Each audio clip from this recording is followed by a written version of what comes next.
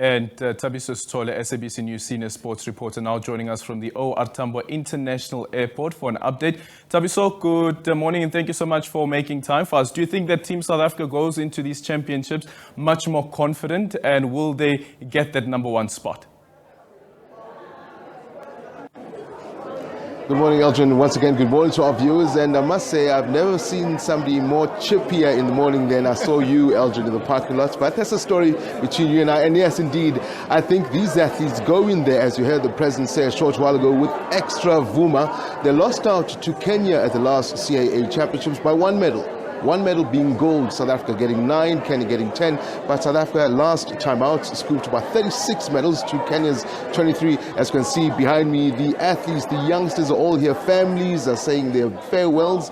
But to have a conversation about this, Elgin, I'm joined by, well, a man who needs no introduction to athletics in South Africa, Hendrik Mokhanyesi, former South African Olympian, 4x4 was it? In fact, 400. Why are you not, let's start here, why are you not going, Hendrik? Good morning to the South Africans, and firstly let me take this opportunity and say thank you for giving us this chance, and happy Freedom Day to all the South Africans and to Team South Africa. You know, it's a significant day today for South Africa, so we decided as Athletics South Africa that we're going to send the team today while they are celebrating Freedom Day, that everybody must be behind them. The team is ready, the youth, the under-20s, they are looking forward to raise the South African flag high in Zambia. Let's speak about these guys. I mean, when you look at the fact that these guys, 18-year-olds, as I look at moms and dads getting final hugs, 18 and under-20s. So it's a combined nationals. And on this Freedom Day, these youngsters, you mentioned it yourself, these youngsters were not born when South Africa attained that freedom. And today, South Africa is bidding them farewell to go represent the country that the previous, athletes such as yourself, when you started, didn't have these opportunities. Yes, it's a very significant day, as I just said, that we're sending them today as the youth, and they must know the history of this country. So we made it possible that today, which is a very significant day, that they go there and raise the flag high. And you see, they are very excited. They came all in numbers. They came in time with the parents to support them. And we are very excited as Athletics South Africa that we're sending the grassroots of South Africa, that in the next 2028, some of them will be at the Olympics. Some of them will be at the Olympics. Also, when you look at the composition of the team, because again, the question will be who are these athletes going? The composition of the team is represented of South Africa. There's a mixture of everyone that you'd expect to fly the South African flag, because always the question comes in now and then, who are we sending? But this team shows that the grassroots levels, the development levels, the structures that Athletics South Africa are working, it's well balanced across the board, both men or girls and boys, as well as across the South African spectrum in terms of races. It covers all the demographics in terms of the EPG report. Everybody's here, whatever color, whatever age, everybody's covered. Young ones, novice, those are first time traveling overseas, those who have been overseas. So it's a mixture of everything. So that's why the parents are here to say Athletics South Africa take care of our kids. And we're saying as Athletics South Africa will make sure that these kids enjoy their journey to Zambia and make sure that they represent the country as well. So everybody's covered in the team, and we are very excited with the team that has been going to Zambia. And let me let you go for a while. In fact, I'm going to ask my colleague Zintle if I can. I'll try and step and see if I can't get one or two mom and daughters here. Good morning, ladies. Hi. We're actually live on SABC News right now. Do you mind if we have a chat? You said if you. Oh, come on. Yes, I know one of them. Please come, guys. Oh, Elgin, as you can see, some people are scared of TV, but these are some of the parents that are, as I said, are bidding farewell to their young ones. They are going over to the not the World Championships, rather the Confederation of African Athletics out in Zambia, in Ndola City. They fly out around 4 p.m., Elgin. They land there in about a couple of hours' time. In fact, yes, come, guys. Yes, you can come together. Oh, they are willing to speak to us. Okay, we're actually live on SABC News right now. Moms and, parents are here bidding you guys farewell. I heard Hendrik Mokhanyesi say some of you are leaving the country for the first time. Excited to go overseas? First and foremost, what's your name, if you don't mind me asking? What discipline are you doing? My name is Shanae and I do the 100-meter hurdles. Yes. It's not going to be easy out there. Is this your first international? Yes, it's my first time going overseas, so I'm very excited. The adrenaline is pumping, but yeah, we're very excited to go. And yourself? I'm Kayla. I'm running the 100 and 200 and the 100 relay. And it's not my first time, but I'm very excited and I just want to improve. Group. Whilst we were having a conversation, you do know today is a big day in South Africa, right? What day is it? Freedom Day.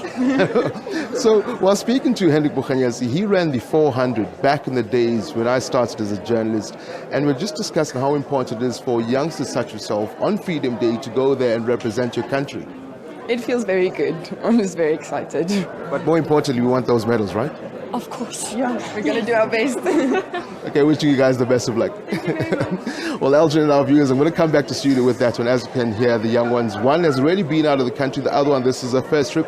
These are the prospects of South African athletes, Olympians of the future. We're hoping that sooner or later, when we chat to them, they'll not only have African Championship medals around their necks, but also hopefully those Olympic medals bringing them home to South Africa. Elgin?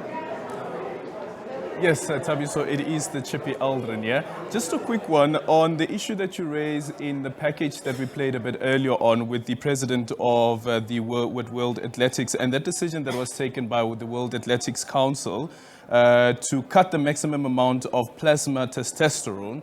So Athletics South Africa also speaking out against that. But is there anything that they can do about it? Is there any other loophole, at least, that they can use, or rather to appeal that decision? Well, look, I think, Elgin, we've covered that particular issue with the IAAF and Sebastian Coe and the Caster Semenya issue quite extensively. And I think as it stands right now, there's not really much you can do because remember, once this is a proposal, it goes to councils, people vote on it, and if it's adopted, it is what it is. We do know that just last month, the IAAF came in and they put new restrictions, or in fact, cut down on its, I'm not quite sure what the word is, but it's quite a technical one, a health one, where the levels went from 5 milligrams to the body to about 2.5. That's of course, I think, testosterone levels. So it was always a particular issue when it came to, that's how they, inverted commas, that's how they got Caster the first time round. Basically, Elgin, it means that, the testosterone levels, as we've all been discussed, that's where the customary issue came in, that a lot of people saying, well, the doctors back then saying that levels are too high for a female athlete, particularly running the 8, and then they asked her to take some sort of medication to lower those levels. She has refused in doing that. In doing so, then, she could still race for South Africa, but then she went up to the middle distances, 1,005s. We've seen her do about the 5,000 as well, which is something out of her scope, because all her life, Caster Semenya was running the 800 as we know her. But then, these regulations, as I said, draconian as they sound, a lot of African federations, whether it's South Africa, whether it's the likes of Mozambique, in particular, because remember, Maria Motolo also, later on in her career, she's from Mozambique, she was subjected to something similar to what Caster had to go through. Unfortunately, as it stands, nothing can be done about that, Elgin, because once council adopts it and everyone adopts it around the table, and as far as athletics, well, international athletics is concerned, it is what it is. We're just going to have to bite the bullet. South Africa, yes, they have taken the fight for Caster Semenya all the way up to the Court of Arbitration for Sport, but as it stands, I'm not quite sure what you're going to say, but I think it's something that's going to carry on, long before when we retire, because again, there were also talks about, the transgender athletes who are also in athletics. You had somebody who was a male athlete 5 years ago, and if they now, consider themselves being the other, and they want to raise female athletes, what then? So there are a lot of things going on around the issues pertaining to this, and it's not an easy one. It literally needs, I think, Elgin, to be fair, people who know much better than me with regards to that, because it is quite technical in as far as it's concerned. Elgin? Well, thank you so much for your time. Thabiso Sithole there, sending off our Team SA as they are on their way to the Under-18 and Under-20 Confederation of African Athletics Championships will be taking place in Zambia.